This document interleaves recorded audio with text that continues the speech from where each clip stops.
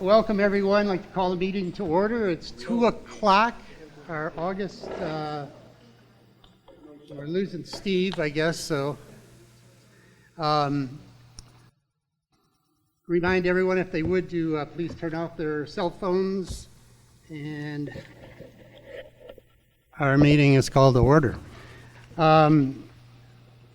First item on the agenda is approval of minutes from our July 31 meeting. So if I have a motion for that, please. Move to approve. All those in favor, aye. Aye. Those opposed, nay. Okay, President's report. Because we've got a lot of important things on our agenda today. The CAWC building, the 10-year financial projection, and board guidance. We will bypass the President's report and turn the meeting over to Vivian Timian, our General Manager. Thank you, Tom. Let's take a look at see what we've got here today.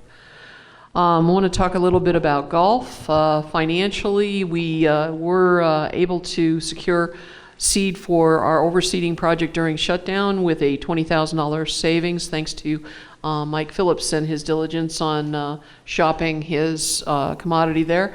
Golf is projected to be on budget by year end, and the closures for overseeding do start on Monday, September 22nd. I want to remind everyone that the clubhouse will be closed down from October 6th to the 13th. He's had several successful events. The Whiskey River Run in August was sold out. The Superintendent's Revenge, which is scheduled for September, is in fact sold out as well. So the events add to the fact that their financials are in great shape. Golf shop refresh is continuing to go on. If you've noticed, the temporary wall is getting further and further to the south, so they're tearing up the flooring, and they're expecting some millwork to be put in place here pretty soon.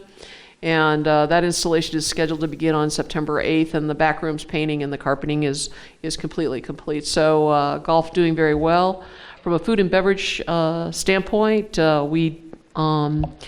the F&B team is continued focus on revenue. They are better than budget by $70,000 on their revenue line. Private functions, along with looking at labor costs, have been very successful this year. Kelly has implemented several different, I'm lost. It went away. Am I back? I'm back. It's several different projects. The vendor, $4 pint on the second Tuesday of the month has worked really well. Prime rib night was sold out. Chef table last night was in fact sold out. Yappy hour is, depending on the weather conditions, but that's coming back in September. And bingo and trivia continue to do very well. As a matter of fact, just showing her innovation today, I told her that there might be a few people at this meeting, and she said, if we give them all free dessert coupons, do you think we can get them to eat here? And I said, well, I don't know, but I have free dessert coupons for anyone that's planning on eating here tonight. So yeah, please, we'll hand those out at the toward the end of the meeting. So excited about that, and sorry about that. Administration, we have begun the budget process for 2026. The forecast and 10-year projection, which Mike's going to be going over in this meeting. Business plan process, we are meeting with directors right now. And October 7th, down in the Activity Center, we will have our finance hearings with all of the staff members as well as the finance committee. If you have some time, it's from 8 o'clock in the morning till about 1 o'clock in the afternoon. Each department will present and give their budgets for 2026 along with the projects that they're looking at for that time period. Home resales at the end of the July, we are 71 versus a budget of 70. And I just found out that we sold 11 more homes in August, so we continue to be better than budget. At the end of August, we were supposed to have 80. We right now have 82 home sales, so that's looking good from that standpoint. And just a reminder that the administration office is in fact closed on September 1st, Labor Day. So that's pretty much on the operations side. New blinds for the Javelina room have been chosen. They'll be installed in September. We have a new wine cooler that we did purchase. It's going to be installed in the Agave. The old one kind of gave out on us, and the additional cameras are installed in various locations throughout the clubhouse. We've just put some more cameras in. Hood cleaning is scheduled for Labor Day. And again, just reiterating, shutdown is scheduled from October 6th to the 12th. So we're reopening on Monday the 13th. So with that, I will turn it over to the money person here, Mike McFarland, our controller. Can you hear me? Yes, you can. Oh, hello, everybody. Final results of July.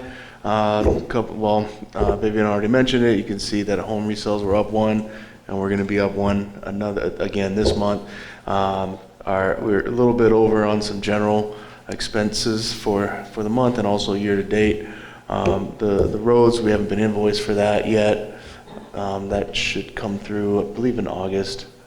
And we're really constraining our costs across the board and showing some really good pickups against budget. With respect to golf, it's primarily we're a little bit down for the month, primarily driven by daily fees. I think some weather has had weather and turf conditions have had some play in that at this point. But we're getting some rain and getting better, and we're back online. Golf shop net sales were up, and that's a tribute to Mike here pushing out some sales to clear out for the refresh. Yes.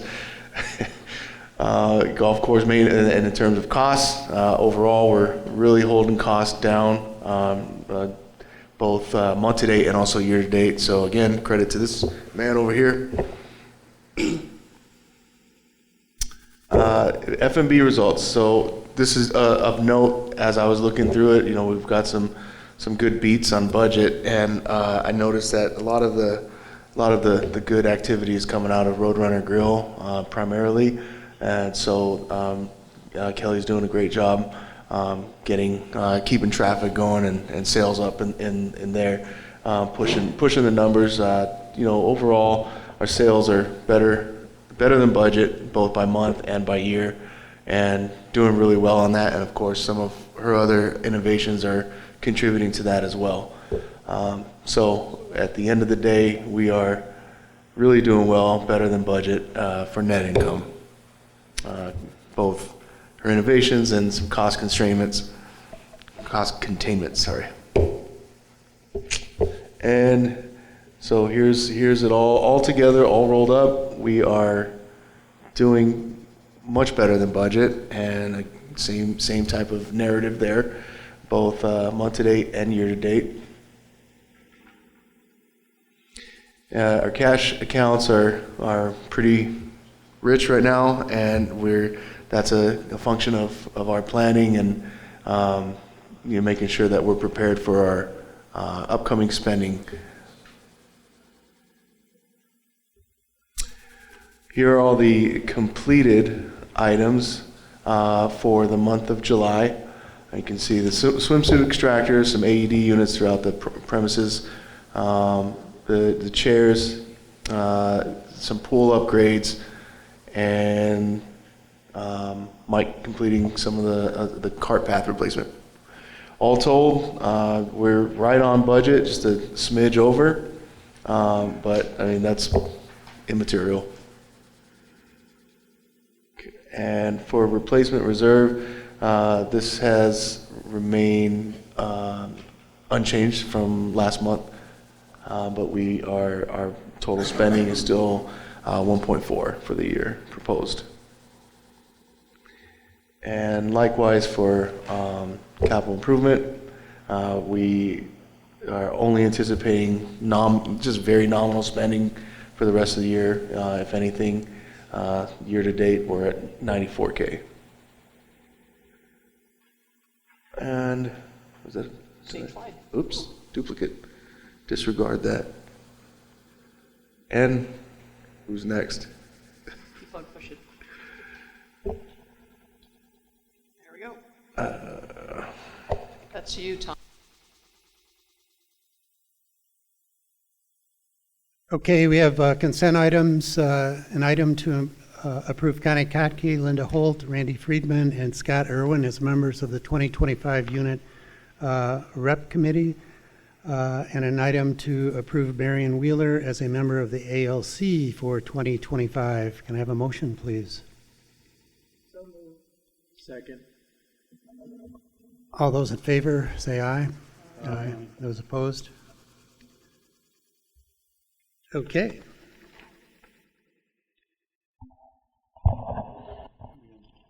We have a few projects in progress. I'm going to let Mike talk about everything in green plus the drainage engineering services. In terms of the Ridgeview wall decor, we have one of the tile projects up. The other one will be up probably towards the end of September. For the 2025 road work, the Unit 21 resurfacing, we are getting the roads seal coated on October 9th and October 10th down there, and that is being done as a concession to the road work from Sunland, so they're providing that resurfacing project. North Star Systems, we met with North Star Systems today. All of the accounting people have met with them throughout the day, and tomorrow they'll meet with food and beverage and golf, as well as our hardware team, so that's going fairly well. The Agave keg cooler expansion, you've probably noticed the new drywall in the Agave. We've expanded the outside. We're waiting for the cooler people to come in. We're looking at probably 9/8 to complete that. So September 8th, we should be up and running with plenty of beer for all of our residents to enjoy. The gray water cast iron pipe replacement, that's a project that we're replacing our drain lines that run along the hallway in the downstairs area, and that's all going to be done during shutdown, October 6th through the 13th. And the Vistas kitchen dishwasher, it shipped yesterday, so we do expect it here hopefully tomorrow or the next day, and as soon as it gets here, our team will install that. And so now, Mike Roddy, if you want to give us an update on everything else. Sure. Drainage engineering services, we have 3 drainage projects that WLB is working on for us at the moment. We did get some preliminary conceptual drawings from them on the CDO wash and the maintenance area improvements for drainage. So we'll be giving them some feedback based on those conceptual drawings here in the next week. And then we did get some drawings on the Catalina course, phase 2 of that drainage. Mike Phillips and I provided some feedback on them, on those drawings, so we should be getting some updated drawings from them here in the next few weeks. So we did have some progress in that area over the last month.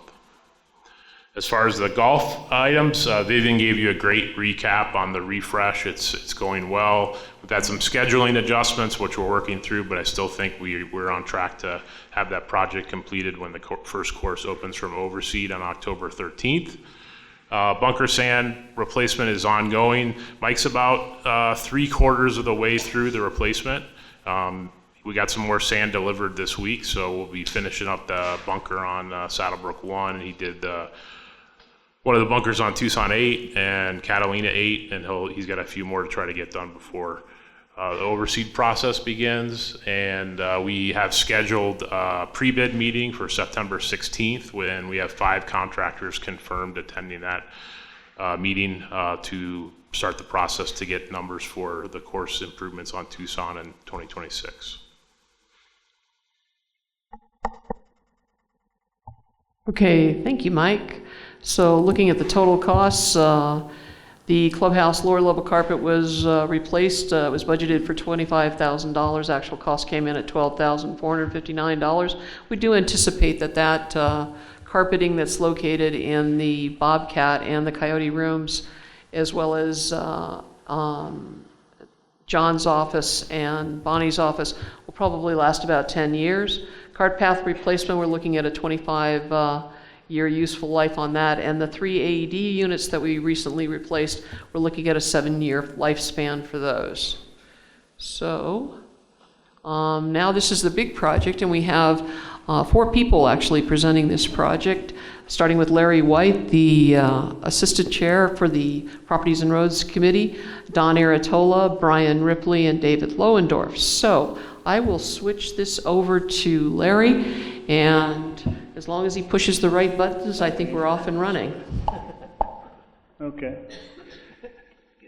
could be a mistake. Like I said, my name is Larry White. I'm the Vice Chair of the Property and Roads Committee. I'm here with Don Aratola, Brian Ripley, and David Lorendorf. They have been a part of the task force from the beginning, and also members of the Property and Roads Committee. I would say, too, that Tim Mahana is the chairman of this committee, and this time of year, he's out in his custom-made RV, state-of-the-art operation there, and going across the country. But he has met with us remotely throughout this process, and he is supportive of what we're going to present today. Okay, I guess. Our objective, we want to present the final plan for the remodel and expansion of the Creative Arts and Wellness Center. We also want to present the cost, and we'll give you a big breakdown of that later, and the estimated timing and completion of the project.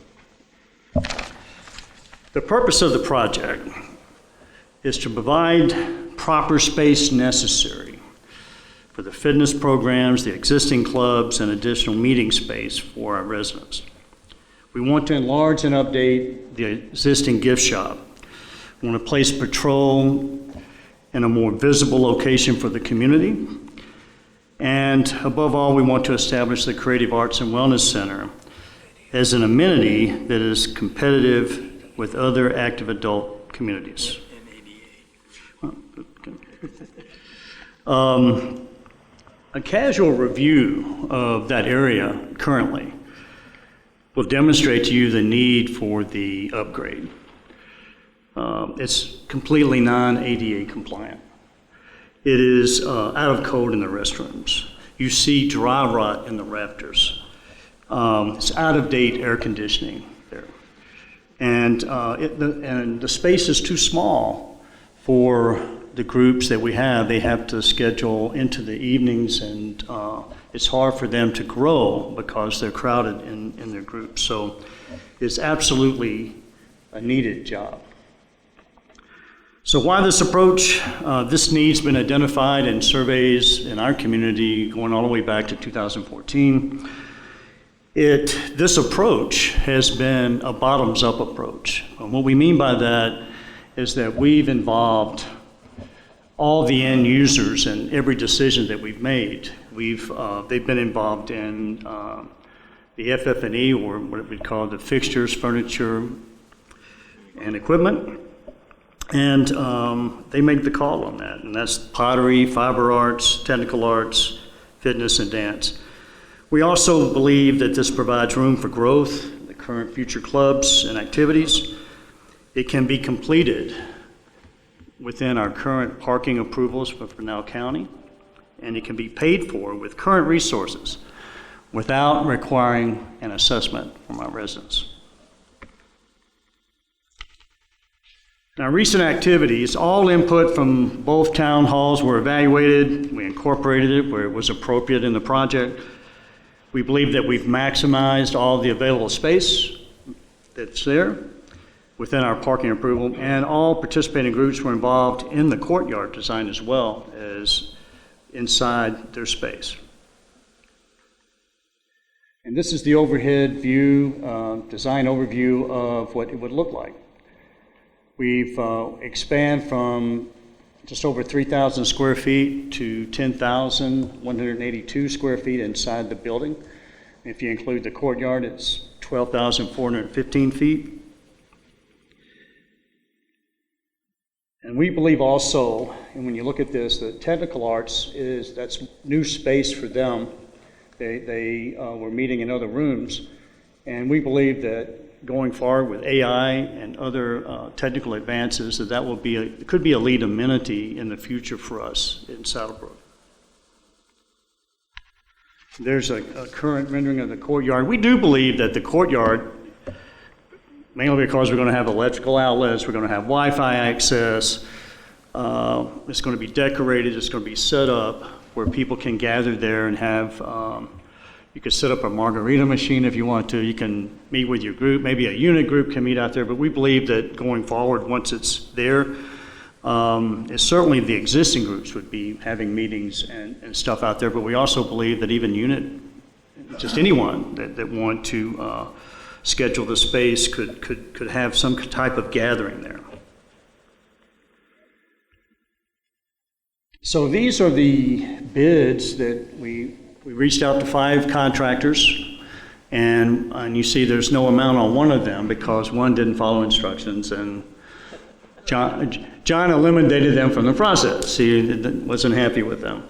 So these are listed in cost, the lease costs going forward. So starting with Kaler would be $4.84 million, and you go up to $5.85 from Chase. And this also, I should say, we includes the FF&E and a $350,000 contingency in this bid. So once we received these bids, we narrowed it down to 2 contractors, and we called them in, Epstein and Kaler. They were not only the lowest bids, but they were the most completed of the process that we asked them to do. They turned in the best complete bids. And so we brought them in. Both of those are very respected. We have a history with Epstein. They did the Roadrunner Grill. And they're local family businesses. They're highly respected in the Tucson area. And Kaler has built many buildings, public buildings, whether it's schools, they're connected with churches and city buildings in the city of Tucson. So when we talk about these bids, in the spirit of transparency, we're going to go through the 2 bids. And my compadres here, they are experts in the construction business. I mean, I'm a grocery guy, you know. I've remodeled and helped build some things out there in multi-unit management, but these guys, they build stuff for a living, and they're experts. And they're going to walk through this bid, and then we're going to get back to what our decision was. Good. Oh, clicker, yeah.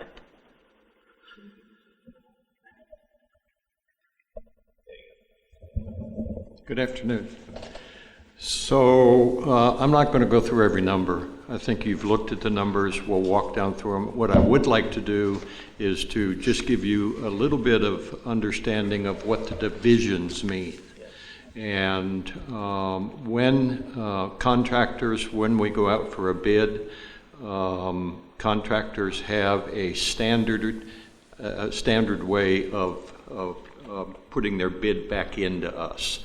And so the divisions that you see up here are the way that all of the contractors bid to a common kind of way of bidding, so that when we get the bid, we have the ability to look down through it rather easily and make a determination of where the money is, what the commonality is, and that sort of thing. So generally, divisions 0 and 1 have to do with procurement and general conditions and things like that. Divisions 2 through 19, and we'll walk through those right now, have to do with construction.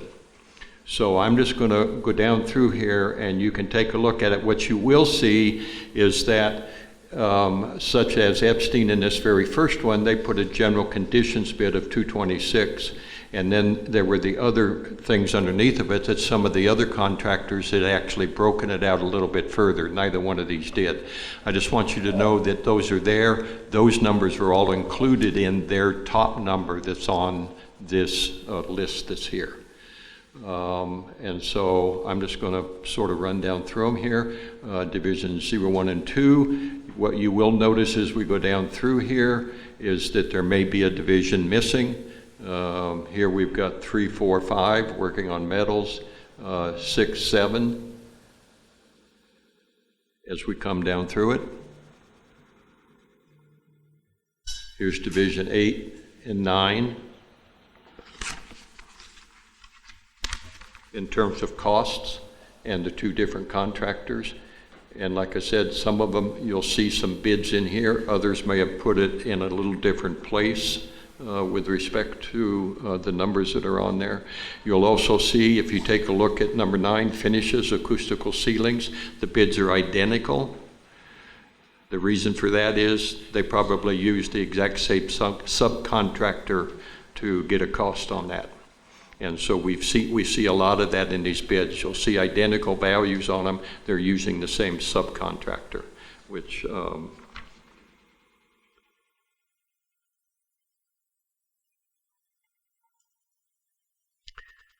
and by the way, the divisions, I didn't mention it, they go from 0 to 50 in terms of the number of divisions in which they bid on. And so we won't see all of the divisions in here because we don't really need stuff in some of the areas. And so you won't see it go from exactly from 1 to 50.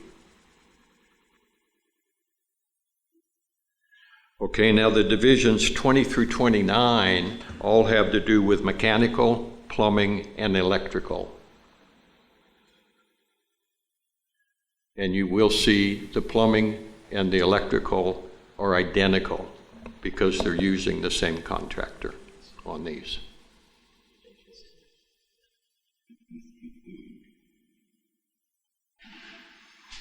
All right, the last divisions that are on here are site and infrastructure. So this is where you get the earthwork and various things and then exterior improvements on it. And now we get down to the bottom numbers. You want to talk for them? Yeah, I'll go ahead. As you notice, the numbers for Epstein and Kaler are a little off. They look like they're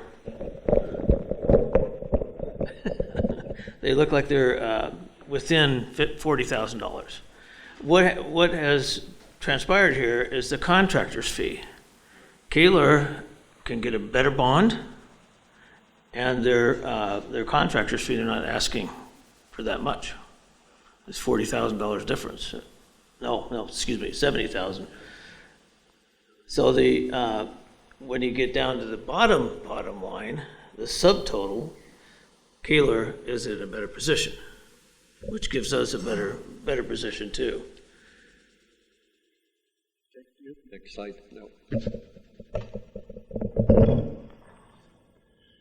Okay. Oh, we still got a ways to go here. So, separate then from the two contractors, we have the FF&E, and FF&E stands for furniture, fixtures, and equipment.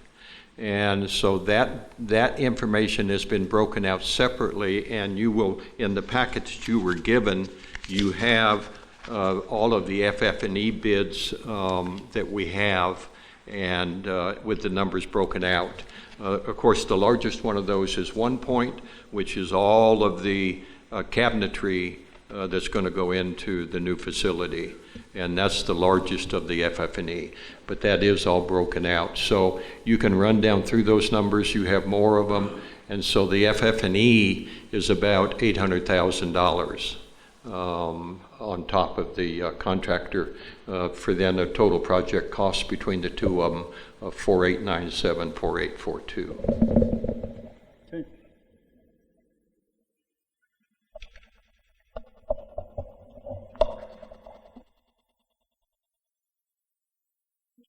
I had one question, and I see that Millworks got a 10% contingency. Is that in addition to the $350,000? No. Okay. Yeah, I had a couple of questions, Larry, if I may. Sure. The contractor's fee, any rationale for, the disparity of 78,000, one contractor versus the other? Do they bid these, they just use a certain percentage for the overhead and profit, and that's the difference, or? I would say that my best comeback with that would be that they are taking less profit because they're going to make it up on something that they know that they can do on their own, that they have had a subcontractor do. So That's the value engineering? That's the value engineering? Yeah, the value engineering is a separate part. Yeah. We haven't even gotten into that. We've asked them to provide that, and Kaler was the only one that came back and said, okay, we think we can help you save money here. Right. But in the bid process, you can't talk to the people, contractors about that. You gotta wait until you get the contractor awarded, and then you start working with that contractor to build up that trust and to get that value engineering through. Okay, But there is good value engineering. We have chatted with them. Oh, yeah. So Good. Yeah. Larry's going to speak to that Yeah. now. good. So there's some real good value engineering they've already, All right, just one other question. But Marty, just to answer your question, the overhead and profit on any contract, you're never going to see the same because some of them have, like he said, they self-perform on, not all of them, but it doesn't take too much to self-perform a $100,000 job, and then your fee will go down. In addition, they're way up in the very first, Division 1 is general conditions. There's a lot of things buried in there that some of them put in there. So some of them will That put, wouldn't be normally in there. put some site equipment there. You saw up there, one of them had site equipment as a separate one. So Yeah. they put them in I see. several different locations. Okay, Let's let them finish their presentation before we ask any more questions. Still on? No? Okay. I can't see that. Okay, these numbers at the bottom do not include value engineering. Like they said, the 4.89 and the 4.84 do not. Do not. They do not. Okay. Suffice to say, we were impressed with both contractors. Epstein did a great job. I can tell you that I left that day and went home and I was saying, I don't know how anyone's going to beat them in their presentation. But Kaler did, in our opinion. At the very beginning of their presentation, Robert Kaler said that they had the capacity to pay their subcontractors out of their own pocket. Their subcontractors were not going to have to wait to get paid, or they wanted them working and getting the work done. He committed to that. They offered value engineering up front. Now, we didn't it's not a part of these numbers and we couldn't get deep down into it, but they came in saying, hey, we know we can save you money in these areas, and it's a substantial amount of money. 4 different areas that they talked about. Epstein did not do that. Now, we did go back to them and they said, yeah, we could get you some value engineering, yeah, we can look at that, but Kaler came in up front with that. And they were the lowest bid. But they also committed. I mean, the owner said that he guaranteed, with his fist hitting down like that this project would not go longer than 8 months and 3 days. That's it. And he said, we believe, from the beginning of construction, he said, we believe we'll come in under that, but we won't go longer than that. I guarantee you. That's it. And then there was a time in the presentation where our architect was zoomed in and he made a passing comment to Epstein in there. And the owner looked at us and he said, this is a small town. We know that you're considering Epstein. And I'll tell you, I can understand why you would pick them. They're good people. They really are. And they do good work in this city. And I know him, and they're good. He said, but we think we can do you a better job. And we came away as a group convinced that they were the best for us. I don't know if they're the best in the city or the best, but for this job, we feel like they were the best fit for us. But we voted among the task force. We voted among the Property and Roads Committee after we communicated this to the committee. And so as our recommendation is that the Property and Roads Committee and management recommends Kaler at a cost of $4.8 million. That's $4 million from the CIF fund and $800,000 from the replacement reserves. This identifies the needs identified by the participating groups, and the cost falls within the proposed 2026 budget. Should the board approve our proposal, we would go forward and with a county permit submittal, and our anticipated construction start would be in March and completed by November.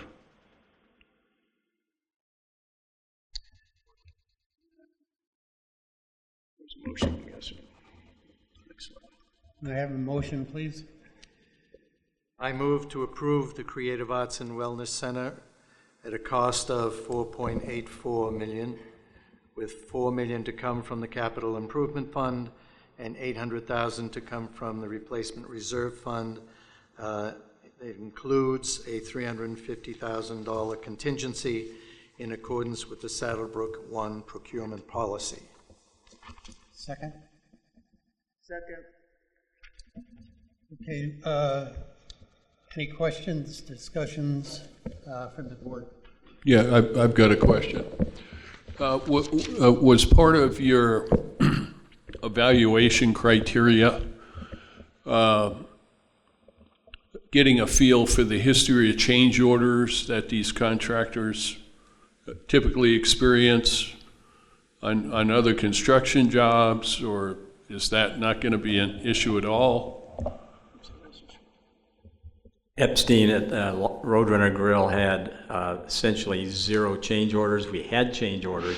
Change order is something that is not in the scope. So, you know, Right. if they, like in Roadrunner Grill, once they tore into the ceiling, they found a few things, and we approved those. Those all still fell way below what we had in contingency. Yeah, one of the things about change orders, with an existing building, you probably will have a number of change orders. With a building like this, where you're scraping all the way down to the dirt, we've already got the soils done, so we don't have a problem with that. We have very good soil over there, so the concrete's going to be less of an issue. So once we get into that, the only thing that I can see that may be an issue is because of the records that Pinal County all of a sudden decided they didn't want to keep anymore. Is the drainage and a sewer. So it's all underground, so you can't see it, unfortunately. But I wanted to say one thing about Kaler. I've got 45 years as a contractor, an engineer, designer, and a subcontractor. There was only one contractor, general contractor I ever worked for that paid me on the 10th of the month. That's pretty rare. That is unbelievable. And I'm going to be watching him to make sure that he does pay him. The $350,000 contingency, is that a normal percent based on the cost estimate for the project? Typically, once the design's done and that somebody does a cost estimate, you would be at 10%. We have hard bids, so we're at approximately 8%. It's more than adequate. And the contingency stays within our control, so they can't just say, we're going to add $50,000 and take it out of contingency. They don't know They have to come in. I don't have any questions, but I have a comment. It's truly amazing what you guys did and put together. I had the occasion to go over your request for proposal that you put together to get these bids, and extremely professional, really top-notch, and that's why you got some good bids. And what you've done is what normally a community like this would do, is go out to professionals and hire a lot of people to put something together, and it wouldn't be as good as what you guys did, because you are professionals. Don Aratola is a professional engineer for Tucson, many years in the job. Comes up here, puts together the Roadrunner Grill, and he's putting this thing together. What you have done is truly amazing, and I applaud you sincerely. Thank you, Len. We also had some help from some other professionals that aren't at this table. Right. Russ is sitting back there, and John Reed, who isn't here, architect, and we John all know Reed. that he's So- going to bring this So home we too. were really sub people helping them, I think, giving them. We just have so many incredible people in our community, Len. It's just unbelievable. Outstanding. It's just across the board. So a big round of applause. Thank you all for your dedication and hard work putting this together. I think, Vivian, you said this is the largest project the community has ever undertaken. In the last 15 years anyway, and from a cost standpoint, definitely, Thank you all very much. Okay, any other questions, comments from the board? Comments from, or questions from the residents? Yeah, please come up to the mic. 2-minute limit on your time. Indicate your name and unit and lot number, please. First of all, I'd like to say thank you. I don't know how you make this bigger. Name and unit, lot number. There you go. That's perfect. Okay, first I would like to say thanks to the board. I know you guys have done a lot of work on this. And the group of people. Name and lot number, unit. Oh, I'm sorry, Wayne Murray, Unit 4 and Lot 65, I think. Thank you. I think. I'm not sure. Okay, from the last time that we went to a town hall meeting, the numbers have changed considerably from what was presented to us at that time. And I'm just wondering why that might be. We asked for some of this information at that meeting, and it has been sent to the board a couple of different times and never have had one response back. What numbers? I don't know. Well, first the 800,000 for contingency, was asked for. We asked what the contingency number was, and we didn't get a number. So I'm just assuming, trying to do this pricing together, that we're going to come up with about 10% for a contingency. That's just the contingency. And you're at 8, not that big a deal. But when trying to put these numbers together, asking for a list of $800,000 for FF&E,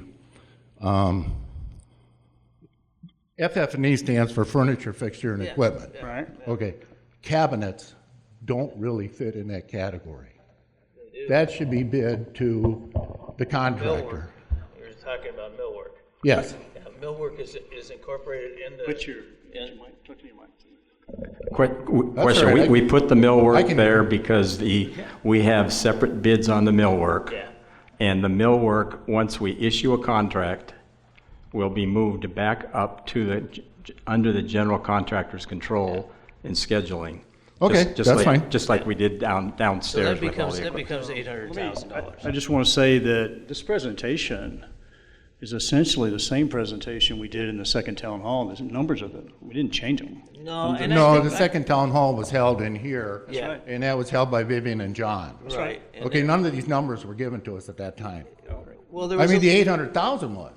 But when we were talking asking about the for a total list of number what of does students. that That include? number has been up and down a little bit because of the contractor doubling some stuff.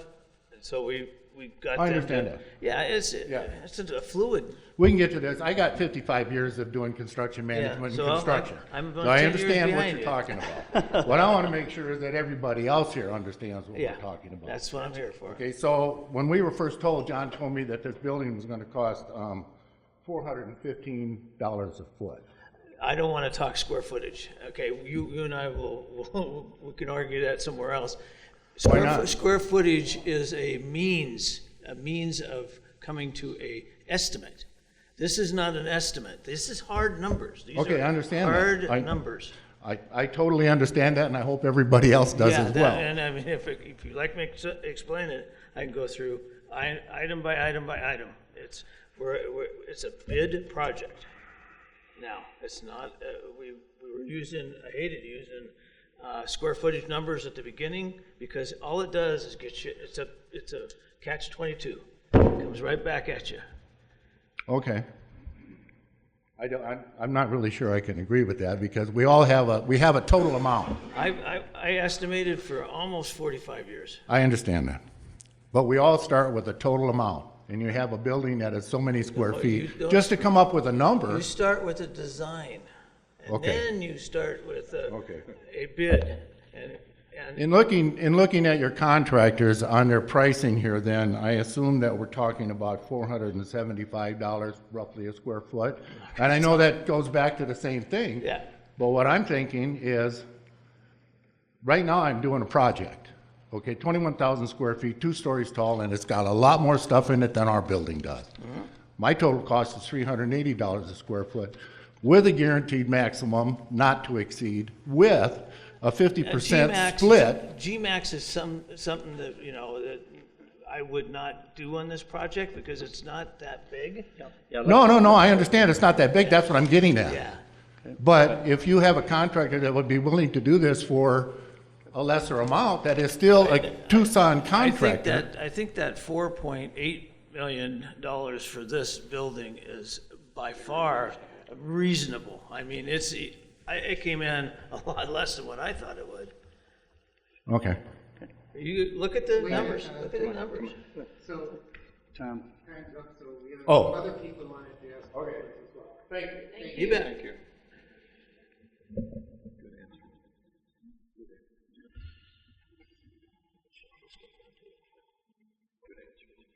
Good afternoon, board members.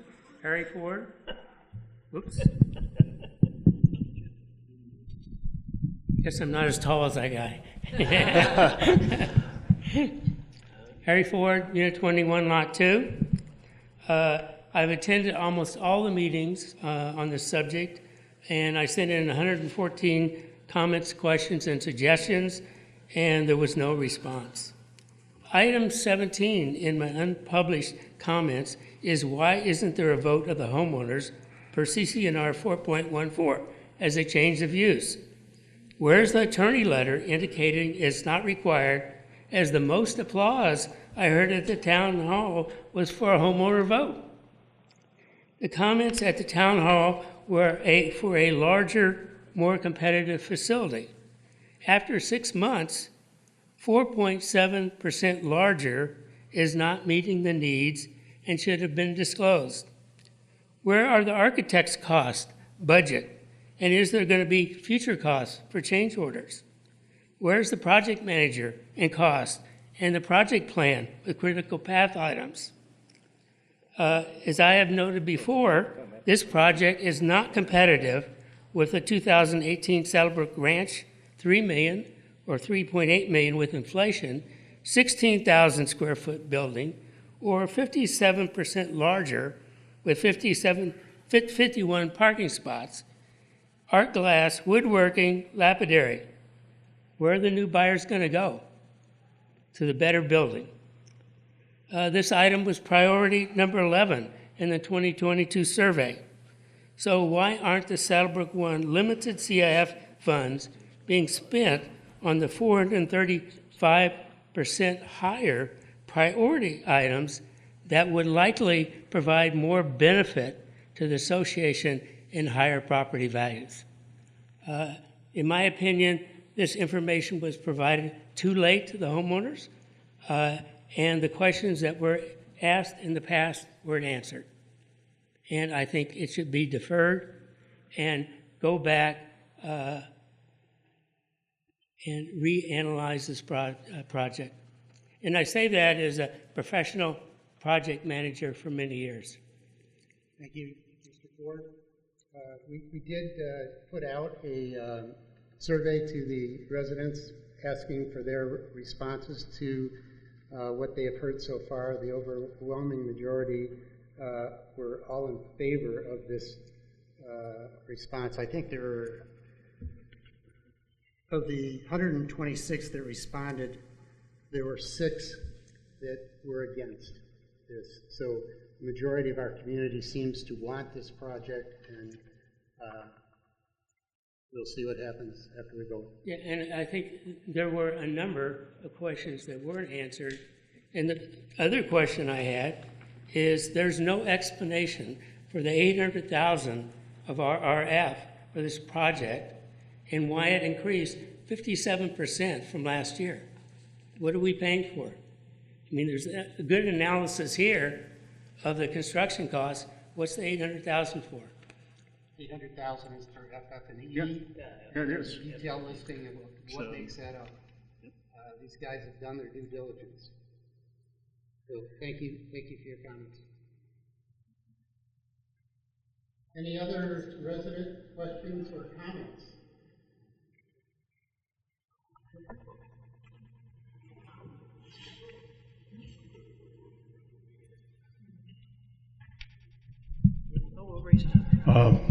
Thank you.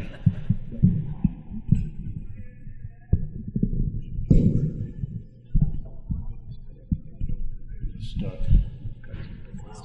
That's all right. Ed Larson, Unit 18, number 94. I just have a question regarding change orders. I'm wondering who reviews the change order, and do we have guidelines for their review? And if there is additional cost, who approves that cost? I'm just curious about the process. John Reed will review everything. All approvals and all questions, everything goes through John Reed. Goes to John. Does the project committee get to take a look at the change order request? Oh, yeah, no, well, you know John is Director of Operations here. Okay. Say a change order comes in and it's 120,000. Is there a number where you would get worried and maybe go to the board? First of all, I don't anticipate any change orders like that because we have a 100% designed set of drawings. And like we said before, once the earthwork's done and the concrete's done, there should be no changes at all. Okay, thank you. Yeah.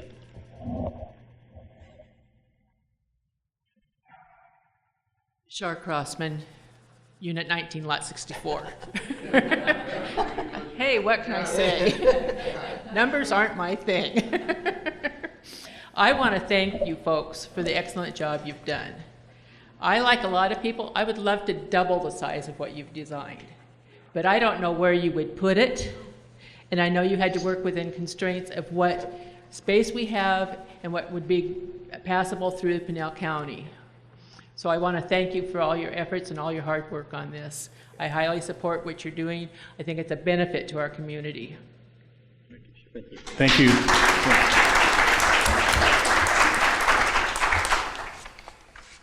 Any other questions or comments from the residents?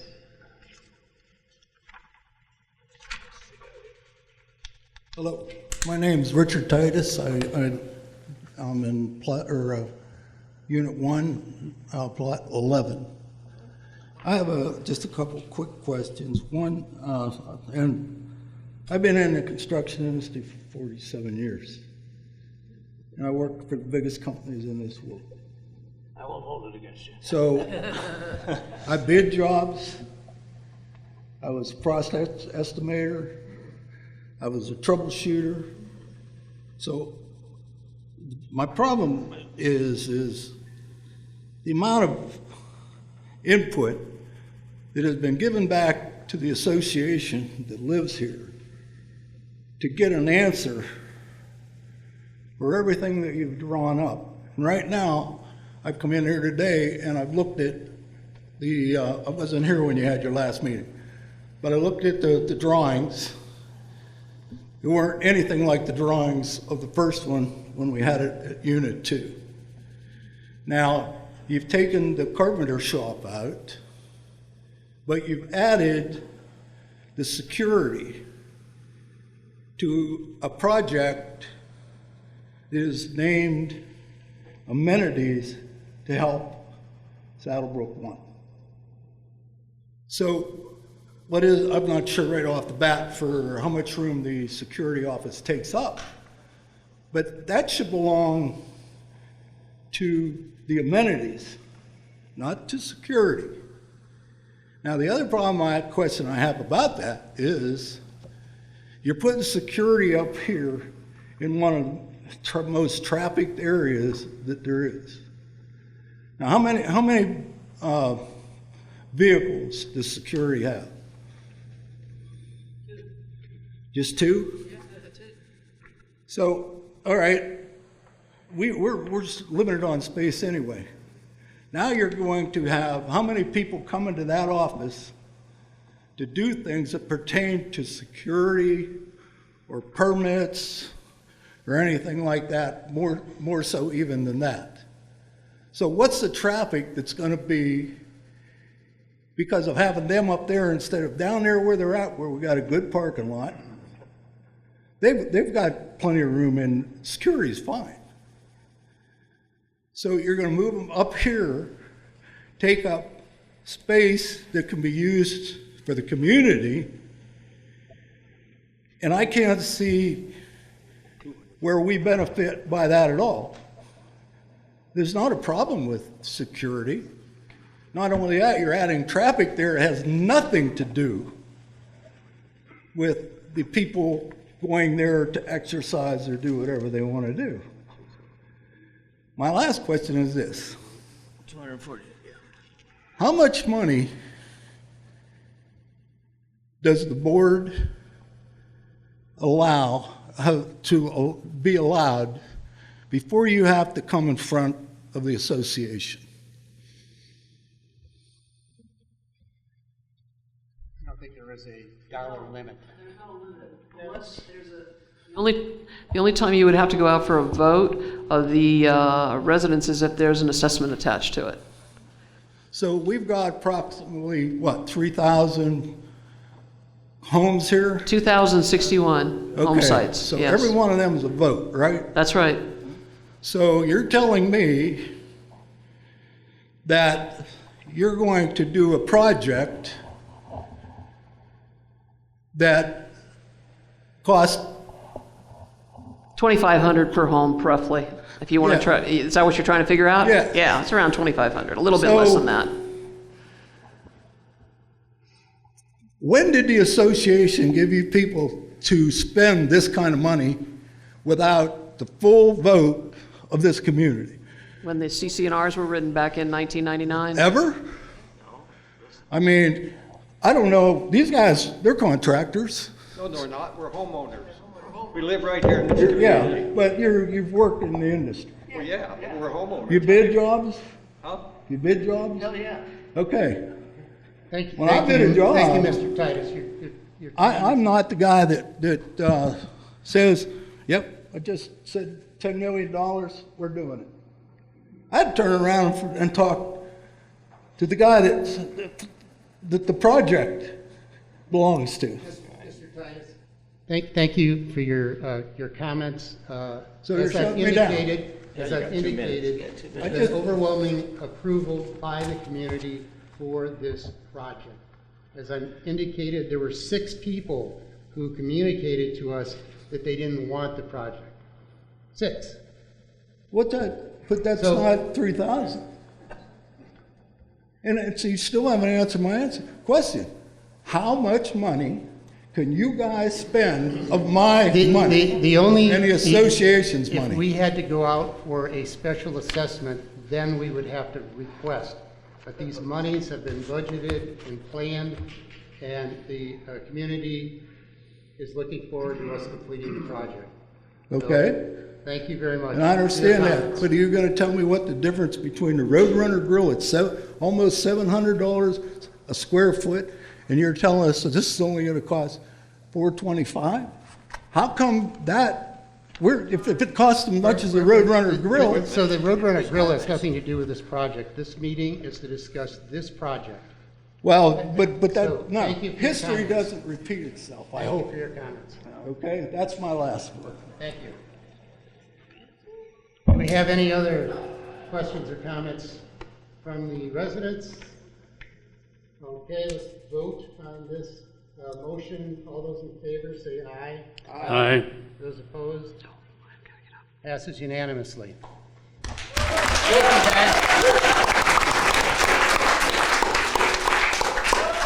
We can move ahead.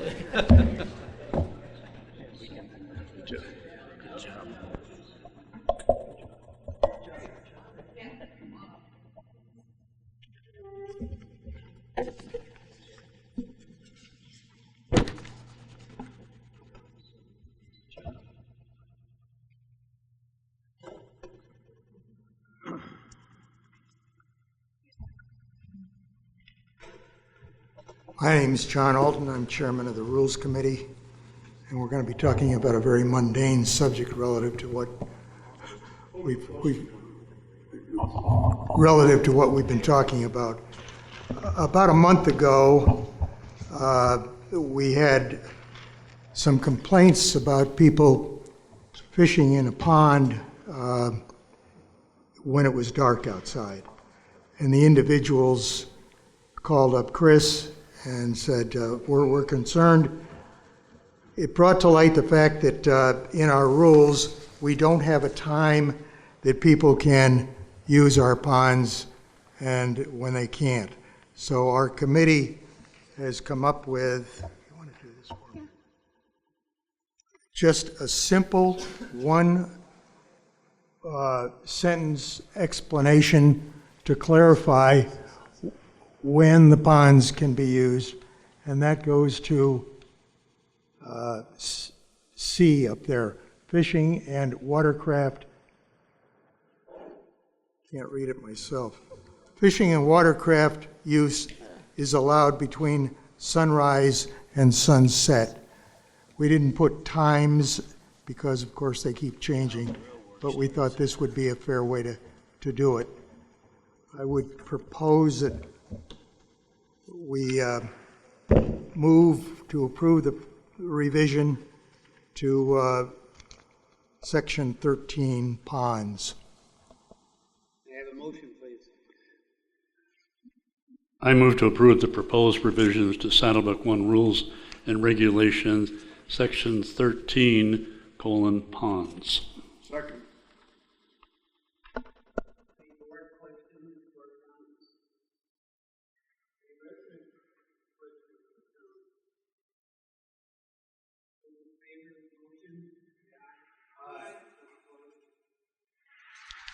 Thank you.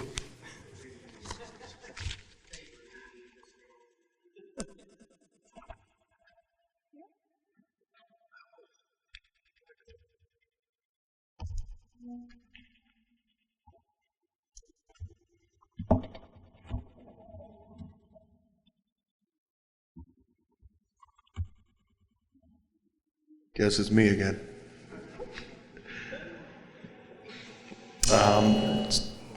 Jeez.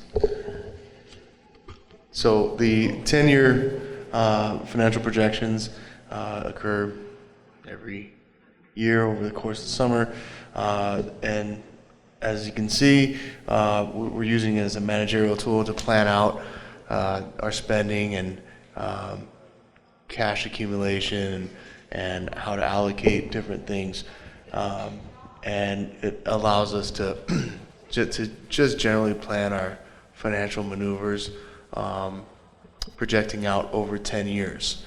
Again, as clearly stated here, it's not set in stone, but it is a planning tool for us, and we're not, the board is not voting on this today, to commit to this 10-year 10-year forecast. The board is voting to say whether they believe this is a reasonable projection to help them with next year's budgeting process. Okay, so the process: management develops assumptions and projections with appropriate inputs. The finance committee completes detailed review. Finance committee approves the 10-year for presentation to the board for final approval. The review is a detailed review of all the assumptions, including inflation, revenue targets, interest income, wages, and other expenses. This includes administration, operation services, amenities, golf, and food and beverage. The latest RRS schedule was updated back in June, a couple months ago, on the 23rd. So CSF, based on the latest update of the 10-year, the CSF was increase of 180 to 3160 per home for 2026. Administration operations, we're projecting. Oh, am I cutting out? All right. The cash operating expenses are projected to go to just over $5 million. Golf profit projected at $250,000. F&B, the subsidy to them is about $300K. And bottom line, cash balances for operations and reserves accounts are maintained above the required targets all the way through the entire 10-year evaluated period. So I guess I'll pass it over to you. I move to approve the 2026 to 2035 financial projections as presented. Second. Any questions, comments from the board? Any questions, comments from the residents?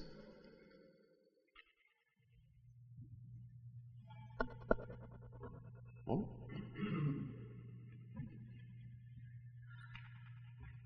Harry Ford, Unit 21, Lot 2, 51 years in HOAs. Why is there no explanation of the major changes from the prior year's forecast? What was requested but not included, like the high priority items in the 2022 survey versus the lower priority items that you just approved? Why isn't Firewise included? Because it was in the 5-year plan to be completed by 12/31/26. How about gating the community, which was 12/31/27, and could add $30,000 to the value of each home? Where are the items in the facility master plan, including code or safety items? We don't know what they are. Overall, for the next 6 years, the increase in HOA dues is 28%, inflation is 18%, so we're 10% higher than inflation. Why aren't we raising more revenues, like golf fees, which are thousands of dollars below other private clubs? Why aren't we looking at cost reduction? Like last year, I said, well, the administrative costs per home are 15% higher than Saddlebrook 2. I've been here 20 years. I've not seen any serious effort at cost reductions. The dues just keep increasing and increasing. I don't think I'm getting my money's worth from golf or food and beverage. They're losing too much money. And as I noted, if you allocate overhead, it's costing $1,266 per home for a non-golfer to support golf, and $1,349 for 60% of the residents that don't use food and beverage to support food and beverage. That's not a good deal for me. Thank you. Thank you, Mr. Ford. Our management is working every day to reduce our cost and make this community a little bit more efficient, and I think they're doing a good job. So thank you, Mr. Ford.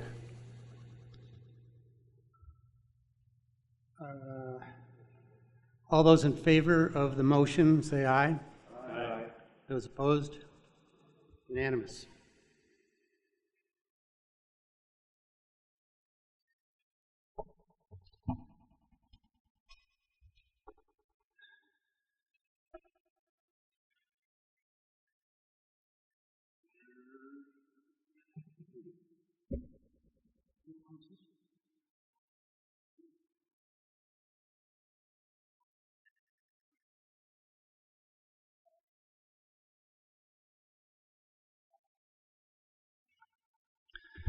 I'll open by saying that the starting point for the 10-year projection is the replacement reserve schedule. And that contains over 1,600 items, everything from the air conditioning from this building down to the computer that was changed in an admin office, this year. And the staff puts a tremendous number of hours into programming what they anticipate expenses will be each year. And it's not as if there's not some analysis done. And those numbers are put into the 10-year projection that was just approved. And having attended all the Finance Committee meetings on that, I can tell you that Finance Committee made up of former CPAs, auditors, goes through that with a fine-tooth comb, asks very, very difficult questions of the staff. So the 10-year projection is an excellent planning tool for our association. Now that springboards right into the budget guidance, because those numbers that I'm going to show you here are coming primarily from that 10-year projection, that Mike McFarland went over just a few minutes ago.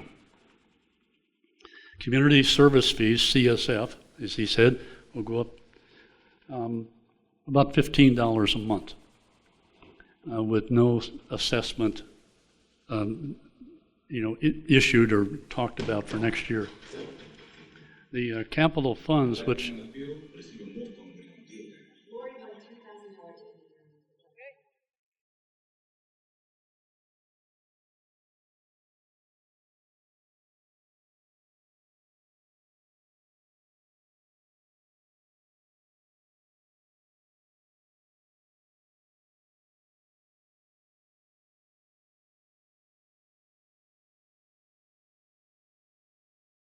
I think the speakers are muted now. He's doing his magic. Trying to get it. Okay, we got it now. Can anybody tell me what Tesla closed at today? So on the capital funds, there's been some questions about, is the new building going to impact, the reserve funds? And again, we're projecting a year-end balance of $3,300,000. That in the policy, board policy F1, F2, they say have a minimum balance of $2,600,000. And then the community improvement fund will have that spent down to about $100,000 by the end of the year for the new project. Food and beverage has decreased their subsidy from this year, and I think I did the numbers on that. So that's about $12.34 per household to have restaurant venues available 7 days a week, to serve it based on our different needs. Depreciation is scheduled in there. That's part of the formulating the balance sheet.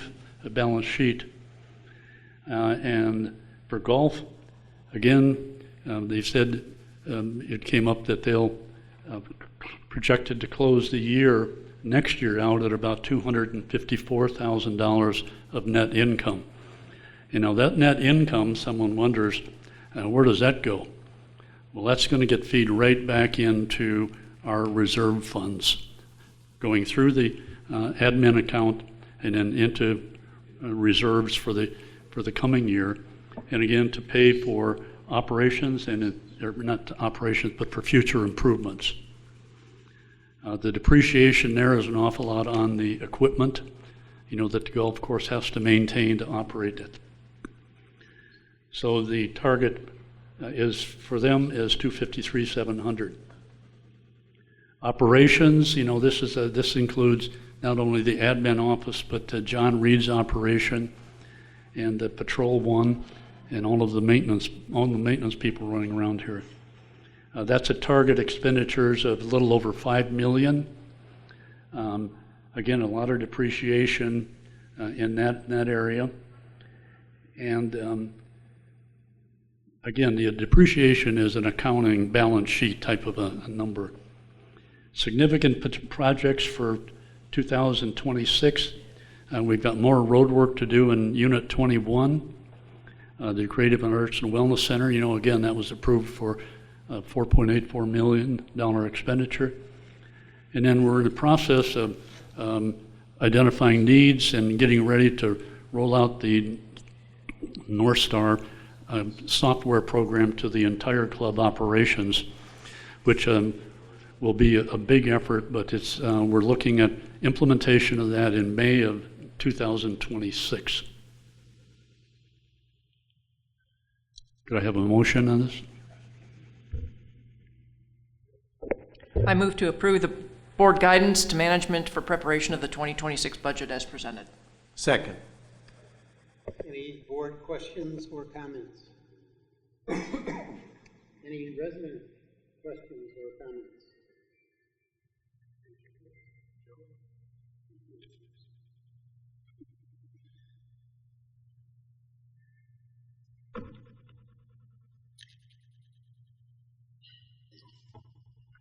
Again, Harry Ford, Unit 21, Lot 2. There is no guidance to enhance property values per the mission, and no specific action items when, since 2022, Saddlebrook home values are down $37,000 per home, or $77.9 million. So we're not achieving the vision and the mission, and that's what your board guidance should be proposing that you do. Saddlebrook was number 3 in the United States and number 1 in Arizona. We're not in any surveys. You're not achieving your vision and mission. Firewise was in the 5-year plan to be completed by the end of 2026. To me, that's a safety item, and it can reduce our insurance rates. Why isn't it in there? Why is there no guidance on the 2022 higher priority items versus the lower priority items? There were no numbers I saw in the 10-year forecast for resolving the FEMA 100-year floodplain, including 45 homes in Unit 21 and Bobcat Canyon, where many of our employees are. No common area master plan with standards like Saddlebrook 2. And where the common area expenses were 35% higher for Saddlebrook 2 and 110% higher for Saddlebrook Ranch. We're losing money because we don't have good curb appeal. Ask any realtors. Thank you. I will again be voting for new board members again this year. Thank you. Thank you for your comments, Harry. Mr. So, Ford? Harry, I guess I assume I'm not going to get your vote? Is that the? You're not running, Jim. All right. I've been here 20 years, and I don't think my property values have increased by inflation in 20 years. That's not a high-quality HOA like my ones in California. Thank you. Okay. I'm not going to argue with it. Can we have a vote on the motion, please? All those in favor, say aye. Aye. Those opposed? Unanimous. Okay, so we come to your favorite part of the meeting where the residents are able to stand up and ask questions or comments about any issue they choose. So do we have any residents who wish to make any comments or questions today?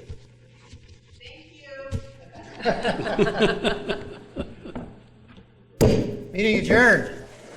Thank you, residents, for coming.